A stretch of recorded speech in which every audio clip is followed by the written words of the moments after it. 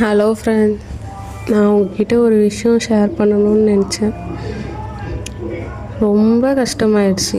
ஒரு 2 டேஸ்க்கு முன்னாடி வீடியோ எடிட் பண்ணி போட்டேன் யூடியூப்பில்.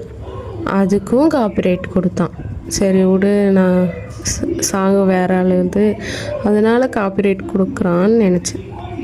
நேற்று ஓனாக வீடியோ எடுத்து ஆர்கெஸ்ட்ராவில் ஆடினது ஓனாக வீடியோ எடுத்து அப்லோட் பண்ணுறேன்.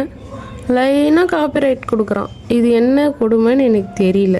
அதை அப்லோட் பண்ணுறதுக்கு நான் எக்ஸ்ட்ரா டேட்டா ரீசார்ஜ் பண்ணி அப்லோட் பண்ணுறேன்.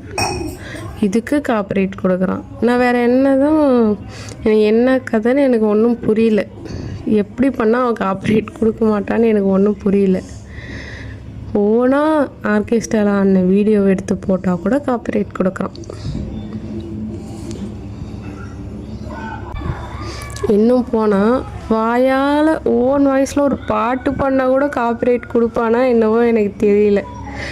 எதுக்கு ஃபஸ்ட்டு காப்பிரைட் கொடுக்குறான்? ஓனாக தானே வீடியோ எடுத்து போடுறேன், மற்றவங்க சாங்கை திருடியாக போடுறேன்.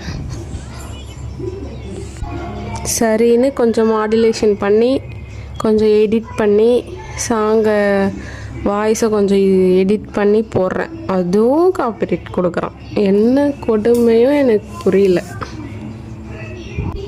இந்த காப்பிரைட் விஷயத்தால் தான் என்னோட ஒரு மனசே ஒரு டைம் ரொம்ப உடஞ்சி போச்சு.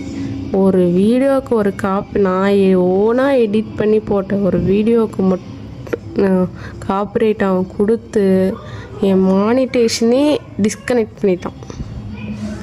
என் மானிட்டேஷனே க்ளோஸ் ஆயிடுச்சு. திரும்ப நான் எப்போ ரீச் பண்ணி திரும்ப ரீஅப்ளை பண்ணி எப்படி மானிட்டேஷன் ஆகுமோ எனக்கு தெரியல. இந்த காப்பிரைட் தான் என் சேனலுக்கே பெரிய இதாக இருக்குது. அப்பயும் நான் விட மாட்டேன். திரும்பவும் வீடியோ போட்டு திரும்பவும் ரீஅப்ளை மானிட்டேஷன் பண்ணுவேன். திரும்பவும்